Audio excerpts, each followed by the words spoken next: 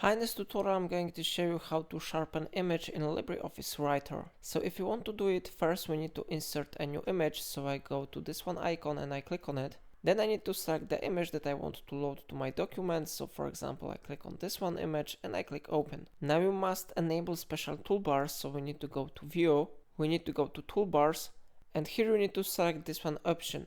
It is image toolbar, we need to enable it. And now you will see here these options. So we need to click on this one icon, it is filter icon, and then we need to select this option. It will let us to make our image sharpen.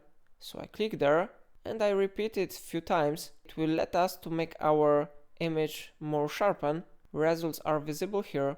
I will select it a few more times to show you that it really works. So in this way you can edit your image in LibreOffice Writer. So it's all for today. If I helped you to use it, remember to like this video and subscribe my channel, and please let me know in comment if it solved your problem.